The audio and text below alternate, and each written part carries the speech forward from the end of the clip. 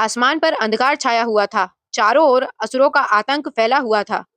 महिषासुर, चंड और मुंड, धूम्रलोचन जैसे असुरों का वध हो चुका था, लेकिन उनके वध के बाद भी धरती और स्वर्ग में शांति नहीं हुई। अब असुरों की शक्ति का केंद्र थे दैत्यराज शुंभ और निशुंभ। ये दोनों भाई अत्यंत पराक्रमी और अहंकारी थे। उन्होंने अपने बल से तीनों लोकों पर अधिकार कर लिया। देवता अपमानित होकर अपना स्वर्गलोक छोड़ने पर विवश हो गए। इंद्र, वरुण, अग्नि, वायु सभी देवताओं ने छिपकर केवल एक ही पुकार लगाई, हे मां आदि शक्ति, हमें राक्षसों के इस अत्याचार से मुक्त करो। माँ का आविर्भाव हुआ। देवताओं की प्रार्थना सुनकर हिमालय की ऊंचाइयों पर अचानक एक तेजस्वी आभा प्रकट हुई। वह प्रकाश धीरे धीरे एक दिव्य स्त्री रूप में बदल गया। माँ दुर्गा, उनकी आभा से दिशाएं झिलमिला उठी। देवताओं ने उन्हें नमन किया और अपनी पीड़ा सुनाई। इधर दैत्यराज शुंभ और निशुंभ ने जब माँ की अद्वितीय सुंदरता के बारे में सुना तो उनका अहंकार और बढ़ गया। उन्होंने अपने दूत भेजकर संदेश दिया, देवी, हम तीनों लोकों के स्वामी हैं। अब तुम हमारी पत्नी बनकर हमारे महलों की शोभा बढ़ाओ। माँ ने शांत मुस्कान के साथ उत्तर दिया, मैं उसी से विवाह करूंगी जो मुझे युद्ध में परास्त करेगा। यह उत्तर सुनते ही दोनों असुर तिलमिला उठे। उनका घमंड आग बन गया। शुंभ निशुंभ ने अपनी विशाल सेना को तैयार किया। रणभूमि में नगाड़े बज उठे, धरती कांप उठी, आकाश में बादल गरजने लगे।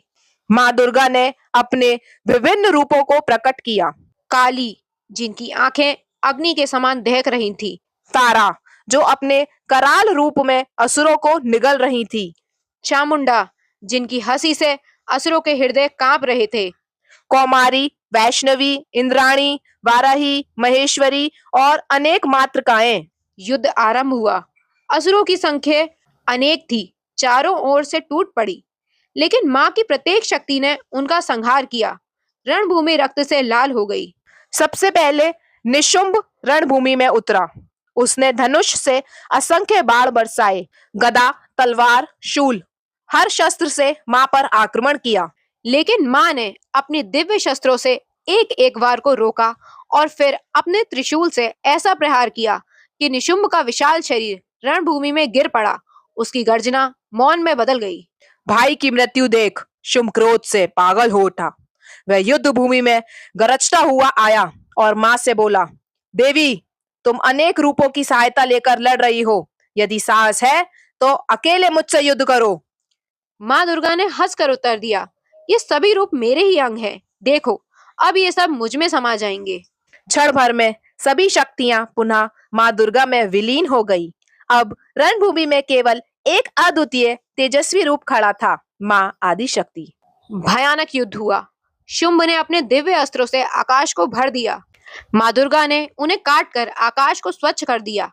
अंत में माँ ने अपने त्रिशूल को आकाश की ओर उठाया और गरज कर बोली, हे दैत्य, यह तेरे अहंकार का अंत है। एक ही प्रहार में त्रिशूल शुंभ के वक्ष स्थल में भेद गया। वह आकाश में उछला और फिर धरती पर गिर पड़ा। शुंभ का आतंक समाप्त हो गया। शुंभ निशुंभ वध की यह कथा हमें सिखाती है कि चाहे अहंकार, लोभ और अन्याय कितना भी बड़ा क्यों ना हो, वह धर्म और शक्ति के आगे नहीं टिक सकता। यह घटना महानवमी के दिन स्मरण की जाती है और इसके अगले दिन विजयदशमी दशहरा मनाया जाता है, जो बुराई पर अच्छाई का विजय का प्रतीक है।